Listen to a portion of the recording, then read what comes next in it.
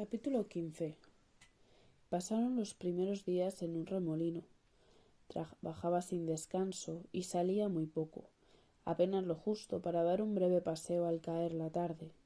Solía cruzarme entonces con alguno de mis vecinos, la madre y el hijo de la puerta de enfrente amarrados del brazo, 2 o 3 de los niños de arriba bajando la escalera a todo correr, o alguna señora con prisa por llegar a casa para organizar la cena de la familia. Solo una sombra enturbió el quehacer de aquella mañana inicial: el maldito traje de tenis, hasta que me decidí a mandar a Jamila a la luneta con una nota: necesito revistas con modelos de tenis, no importa que sean viejas. Señora Candelaria, decir que Jamila volver mañana. Y Jamila volvió al día siguiente a la pensión y regresó de nuevo con un fardo de revistas que apenas le cabía entre los brazos. Señora Candelaria, decir que señorita Sira mirar estas revistas primero, avisó con voz dulce en su torpe español. Llegaba arrebolada por la prisa, cargada de energía, desbordante de ilusión. En cierta manera me recordaba a mí misma en los primeros años en el taller de la calle Zurbano, cuando mi cometido era simplemente correr de acá para allá haciendo recados y entregando pedidos, transitando por las calles ágil y despreocupada como un gato joven de callejón, distrayéndome con cualquier pequeño entretenimiento que me permitiera arrancar minutos a la hora del regreso y demorar todo lo posible el encierro entre 4 paredes. La nostalgia amenazó con darme un latigazo, pero supe apartarme a tiempo y escaparme con un quiebro airoso. Había aprendido a desarrollar el arte de la oída cada vez que presentía cercana la amenaza de la melancolía. Me lancé ansiosa sobre las revistas, todas atrasadas, muchas bien sobadas, algunas incluso con la portada ausente, pocas de moda, la mayor parte de temática más general, unas cuantas francesas y la mayoría españolas o propias del protectorado: La Esfera, Blanco y Negro, Nuevo Mundo, Marruecos Gráfico, Ketama. Varias páginas aparecían con una esquina doblada. Posiblemente Candelaria les había dado un barrido previo y me mandaba señaladas algunas hojas. Las abrí y lo primero que vi no resultó lo esperado.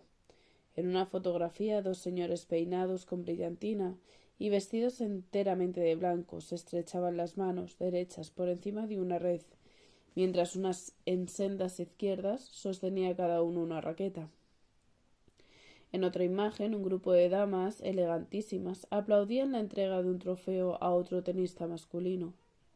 Caí entonces en la cuenta de que, en mi breve nota para Candelaria, no había especificado que el traje de tenis debía ser femenino. A punto estaba de llamar a Jamila para que repitiera su visita a la luneta cuando lancé un grito de júbilo. En la tercera de las revistas marcadas aparecía justo lo que yo necesitaba. Un amplio reportaje mostraba a una mujer tenista con un jersey claro y una especie de falda dividida, mitad la prenda de siempre, mitad pantalón ancho, algo que yo no había visto en mi vida y con toda probabilidad la mayoría de los lectores de aquella revista tampoco, a juzgar por la atención detallada que las fotografías parecían darle al equipamiento. El texto estaba escrito en francés y apenas pude entenderlo, pero algunas referencias destacaban repetidamente: la tenista Lili Álvarez, la diseñadora Elsa Schiaparelli, un lugar llamado Gimbledon. A pesar de la satisfacción por haber encontrado alguna referencia sobre la que trabajar, esta pronto se vio enturbida por una sensación de inquietud. Cerré la revista y la examiné con detenimiento. Era vieja, amarillenta. Busqué la fecha, 1931. Faltaba la contraportada, los bordes tenían manchas de humedad, algunas páginas parecían rajadas. Empezó a invalidarme la preocupación. No podía enseñar el vejestorio a la alemana para pedir su opinión sobre el conjunto. Echaría por la borda mi falsa imagen de modista exquisita de últimas tendencias. Pensé, nerviosa, por la casa, tratando de encontrar una salida, una estrategia, cualquier cosa que me sirviera para solventar el imprevisto. Tras traquetear incesantemente sobre las baldosas del pasillo varias docenas de veces, lo único que se me ocurrió fue copiar yo misma el modelo e intentarlo hacer pasar como una propuesta original mía.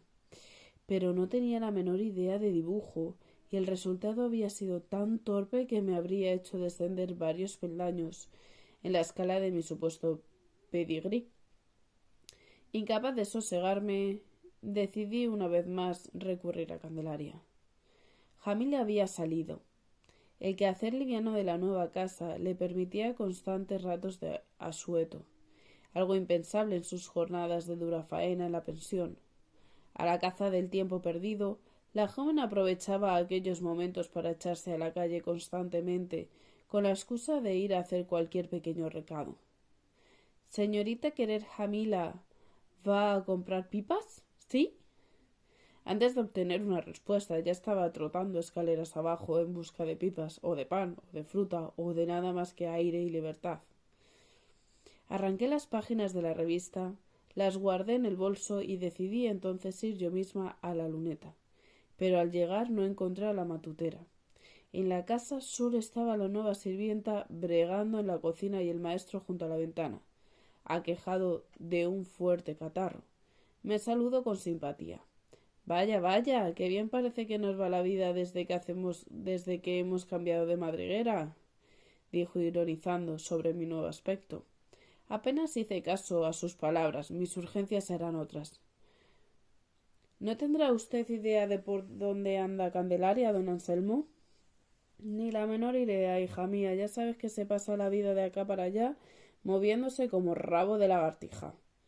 Me retorcí los dedos nerviosa. Necesitaba una solución. El maestro intuyó mi inquietud. —¿Te pasa algo, muchacha? Recurrí a él a la desesperada. —Usted no sabrá dibujar bien, ¿verdad? —¿Yo? Ni la O con un canuto. Sácame del triángulo equilátero y estoy perdido. No tenía la menor idea de lo que semejante cosa sería, pero igual me daba. El caso era que mi antiguo compañero de pensión tampoco podría ayudarme. Volví a retroceder los dedos y me asomé al balcón por si veía a Candelaria regresar. Contemplé la calle llena de gente. Retorné nerviosa con un movimiento inconsciente. La voz del viejo republicano sonó a mi espalda.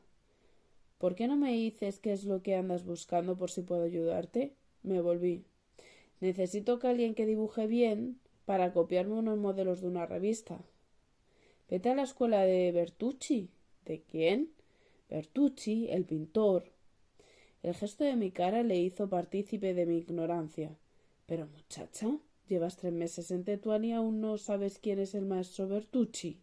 Mariano Bertucci, el gran pintor de Marruecos. Ni sabía quién era el tal Bertucci, ni me interesaba lo más mínimo. Lo único que yo quería era una solución urgente para mi problema. —¿Y él me podrá dibujar lo que necesito? —pregunté ansiosa. Don Anselmo soltó una risotada seguida por un ataque de bronca tos. Los 3 paquetes diarios de cigarrillos Toledo le pasaban cada día una factura más negra. —¿Pero qué cosas tienes, Sira, hija mía? ¿Cómo va a ponerse Bertucci a dibujarte a ti figurines? Don Mariano es un artista, un hombre volcado en su pintura, en hacer previvir las artes tradicionales de esta tierra y en difundir la imagen de Marruecos fuera de sus fronteras. Pero no es un retratista por encargo.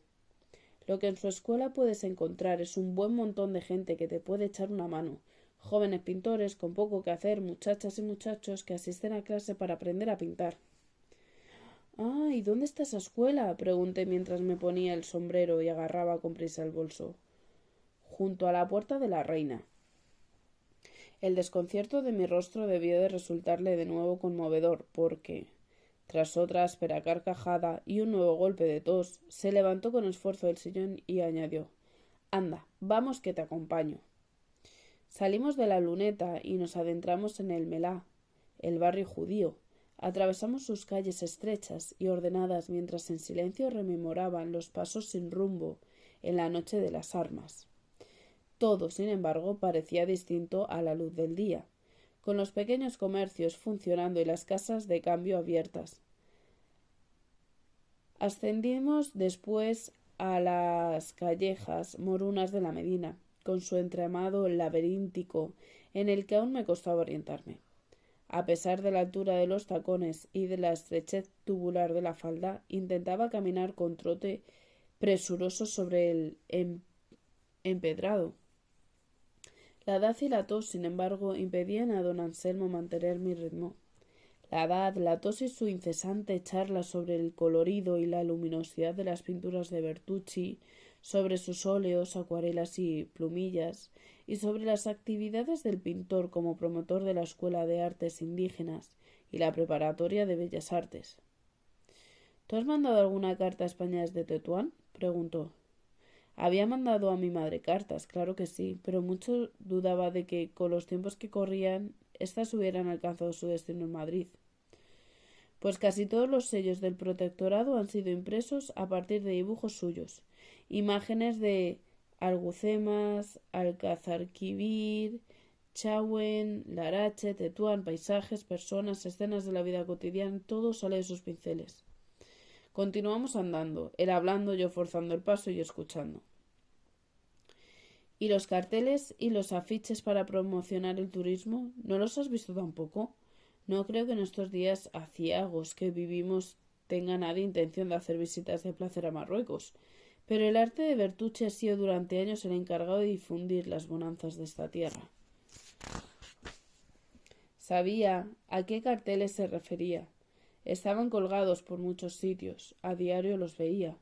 Estampas de Tetuán, de Ketama, de Arcila, de otros rincones de la zona, y debajo de ellos la leyenda, Protectorado de la República Española en Marruecos.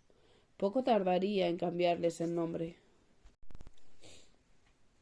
Llegamos a nuestro destino tras una buena caminata en la que fuimos sorteando hombres y zocos, cabras y niños, chaquetas, chilabas, voces regateando, mujeres embozadas, perros y charcos, gallinas, olor a cilantro y hierbabuena, a horneo de pan y aliño de aceitunas. Vida en un edificio perteneciente a una antigua fortaleza colgado sobre la muralla. En su entorno había un movimiento moderado, personas jóvenes entrando y saliendo, algunos solos, otros charlándose en grupos, otros con grandes carpetas bajo el brazo y otros no. Hemos llegado, aquí te dejo. Voy a aprovechar el paseo para tomarme un vinito con unos amigos que viven en la Suica. Últimamente salgo poco y tengo que amortizar cada visita que hago a la calle. ¿Y cómo hago para volver? Pregunté insegura. No había prestado la menor atención a los revoquebos del camino. Pensaba que el maestro haría conmigo el recorrido inverso.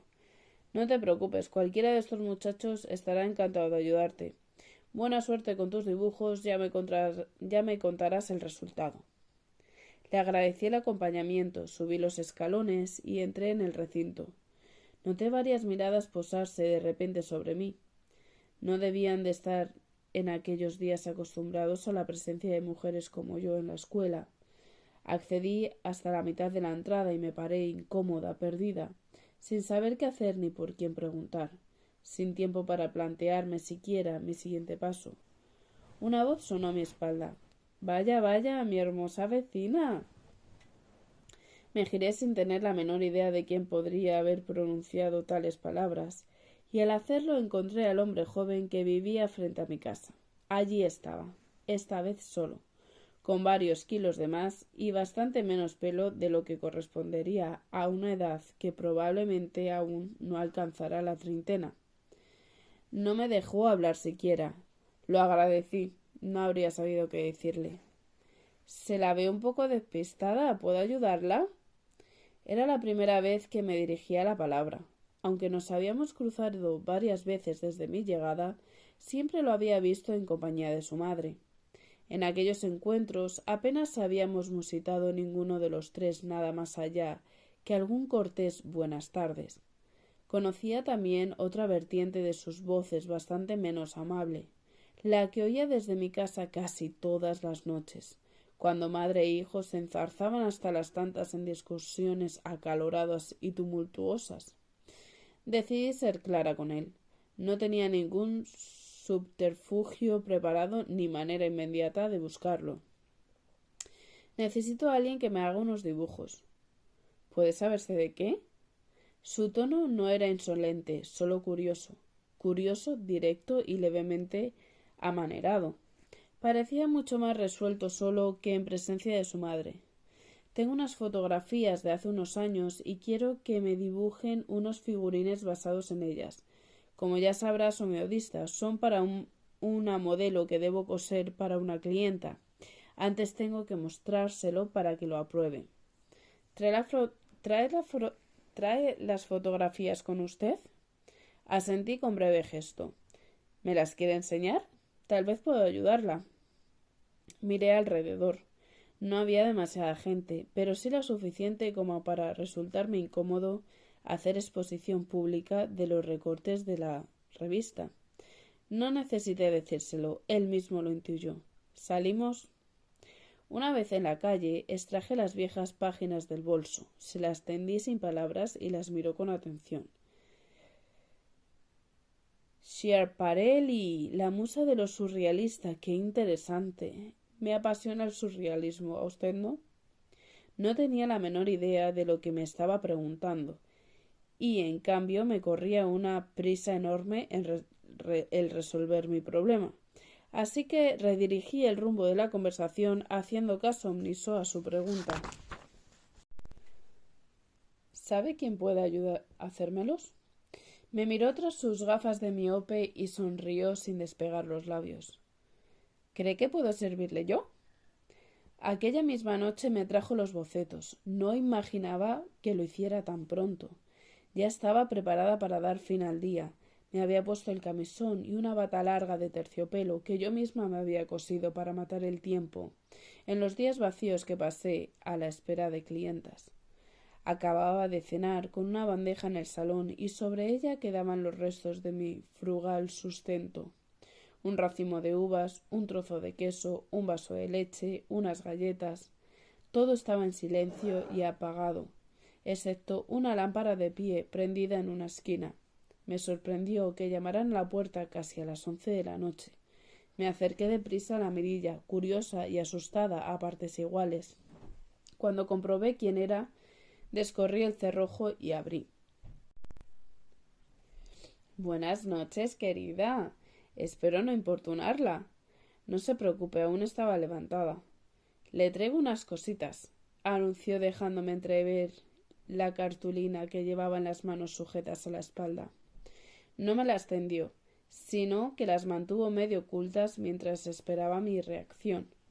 Dudé unos segundos antes de invitarle a entrar a aquella hora tan intempestiva. Él, entretanto, permaneció impasible en el umbral, con su trabajo fuera de mi vista y una sonrisa de apariencia inofensiva plasmada en la cara. Entendí el mensaje.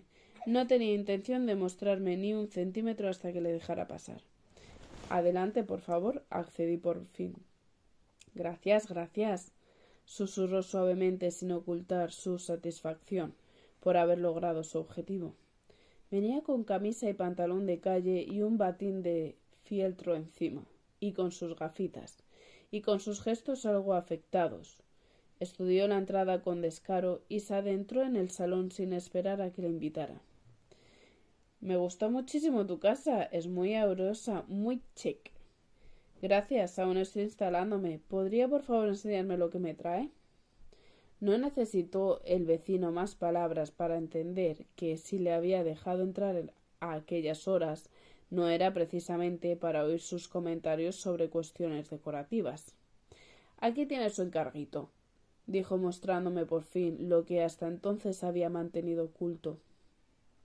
3 cartulinas dibujadas en lápiz y pastel mostraban desde distintos ángulos y poses a una modelo estilizada hasta lo irreal, luciendo el estrambólico modelo de la falda que no lo era. La satisfacción debió de reflejarse en mi cara de forma instantánea.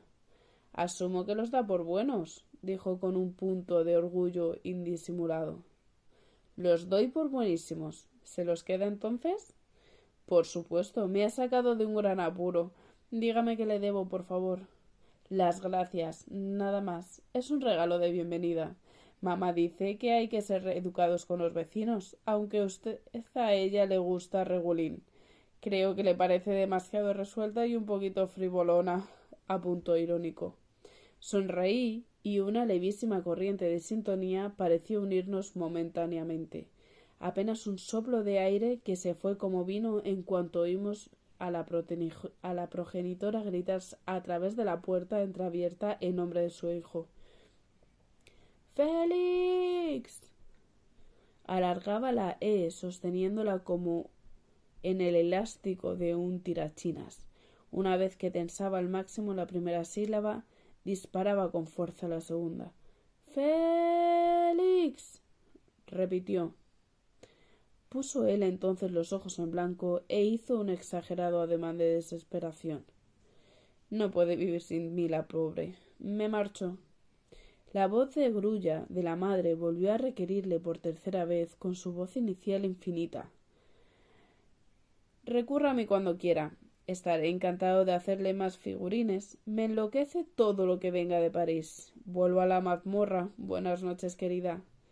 Cerré la puerta y me quedé un largo rato contemplando los dibujos. Eran realmente una preciosidad.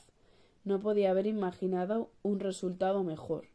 Aunque no fueran obra mía, aquella noche me acosté con un gato sobre la boca. Me levanté al día siguiente temprano.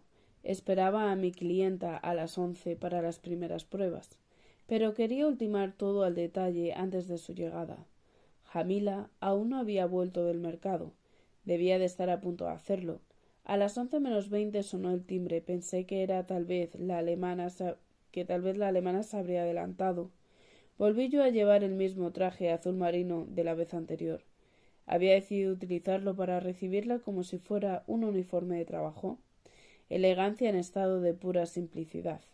De esa manera explotaría mi vertiente profesional y disimularía que apenas tenía ropa de otoño en el armario. Ya estaba peinada, perfectamente maquillada, con mis tijeras de plata viejas colgadas del cuello. Solo me faltaba un pequeño retoque, el disfraz invisible de mujer vivida. Me lo puse presa y abrí yo misma la puerta con desparpajo, y entonces el mundo se me cayó a los pies. Buenos días, señorita, dijo la voz quitándose el sombrero. ¿Puedo pasar? Tragué saliva. Buenos días, comisario, por supuesto. Adelante, por favor. Le dirigí al salón y le ofrecí asiento. Se acercó a un sillón sin prisa, como distraído en observar la estancia a medida que avanzaba. Desplazó sus ojos con detenimiento por las elaboradas molduras de escayola del techo, por las cortinas de damasco y la gran mesa de caoba llena de revistas extranjeras, por la antigua lámpara de araña, hermosa y espectacular, conseguida por Candelaria, sabría Dios dónde, por cuatro o qué oscuras mañas. Me noté el pulso acelerado y el estómago vuelto del revés. Se acomodó por fin y yo me senté enfrente en silencio, esperando sus palabras e intentando disimular mi inquietud ante su presencia inesperada. Bien. Veo que las cosas marchan viento en popa. Hago lo que puedo. He empezado a trabajar. Ahora mismo estaba esperando a una clienta. ¿Y a qué se dedica exactamente? Preguntó. De sobra conocía la respuesta, pero por alguna razón tenía interés en que yo misma se lo hiciera saber. Traté de utilizar un tono neutro. No quería que me viera amedrentada y con apariencia culpable, pero tampoco tenía la intención de mostrarme ante sus ojos como la mujer excesivamente segura y resuelta que él mismo, mejor que nadie, sabía que no era. Coso, soy modista, dije. No replicó. Simplemente me miró con sus ojos punzantes y esperó a que continuara con mis explicaciones. Se las desgrané sentada recta en el borde del sofá, sin desplegar ni un atisbo de las poses del sofisticado inventario de posturas 1000 veces ensayado para mi nueva persona, ni cruces de piernas espectaculares, ni atuses airosos de melena, ni el más leve de los pestañeos. Compostura y sosiego fue lo único que me esforcé por transmitir. Ya cosía en Madrid. Llevo media vida haciéndolo. Trabajé en el taller de una modista muy reputada. Mi madre era oficial en él. Aprendí mucho allí. Era una casa de modas excelente y cosíamos para señoras importantes. Entiendo. Un oficio muy honorable. ¿Y para quién trabaja ahora, si puede saberse? Volví a tragar saliva. ¿Para nadie? ¿Para mí misma? Levantó las cejas con gesto de fingido asombro. ¿Y puedo preguntarle cómo se ha arreglado para montar este negocio usted sola? El comisario Vázquez podía ser inquisitivo hasta la muerte y duro como el acero, pero ante todo era un señor, y como tal formulaba las preguntas con una cortesía inmensa. Con cortesía aderezada con un tono de cinismo que no se esforzaba en disimular. Se le veía mucho más relajado que en sus visitas al hospital. No estaba tan tirante, tan tenso. Lástima que yo no fuera capaz de proporcionarle unas respuestas más acordes con su elegancia. ¿Me han prestado el dinero? Dije simplemente. Vaya, qué suerte ha tenido, ironizó. ¿Y sería tan amable de decirme quién ha sido la persona que le ha hecho tan generoso favor? Creí que no iba a ser capaz, pero la respuesta me salió de la boca de manera inmediata y segura. ¿Candelaria? ¿Candelaria la matutera? Preguntó con una media sonrisa cagada de partes iguales de sarcasmo e incredulidad. ¿La misma? Sí, señor. Bueno, qué interesante. Desconocía que el trapicheo diera para tanto en estos tiempos. Volví a mirarme con aquellos ojos como barrenas y supe que en aquel momento mi suerte estaba en el exacto punto intermedio entre la supervivencia y el despeñamiento. Como una moneda lanzada al aire con las mismas probabilidades de caer de cara que de cruz. Como un funámbulo patoso sobre el alambre, con la mitad de las posibilidades de acabar en el suelo y exactamente las mismas de mantenerse airoso en las alturas. Como una pelota de tenis disparada por la modelo del figurín pintado por mi vecino. Una pelota fallida propulsada por una grácil jugadora vestida de Schiaparelli, una bola que no cruza el campo, sino que durante la eternidad de unos cuantos segundos se mantiene haciendo equilibrio sobre la red antes de precipitarse a uno de los lados, dudando entre otorgar el aliento a la tenista glamurosa esbozada con trazos de pastel o a su anónima contraria. A un lado la salvación y a otro el derrumbamiento. Yo en el medio. Así me vi entre el comisario Vázquez aquella mañana de otoño, que en su presencia vino a confirmar mis peores premoniciones. Cerré los ojos, tomé aire por la nariz. Después los abrí y hablé. Mire, don Claudio, usted me aconsejó que trabajara y eso es lo que estoy haciendo. Esto es un negocio decente, no un entretenimiento pasajero ni la tapadera de algo sucio. Usted tiene mucha información sobre mí. Sabe por qué estoy aquí, los motivos que causaron mi caída y las circunstancias que impiden que me pueda marchar. Pero desconoce de dónde vengo y dónde quiero ir. Y ahora, si me permite un minuto, se lo voy a contar. Yo procedo de una casa humilde. Mi madre me crió sola, soltera. De la existencia de mi padre, de ese padre que me dio el dinero y las joyas, que en gran parte generaron mi desdicha, no tuve conocimiento hasta hace unos meses. Nunca supe de él hasta que un día de pronto intuyó que le iban a matar por motivos políticos y al pararse a ajustar cuentas con su propio pasado, decidió reconocerme y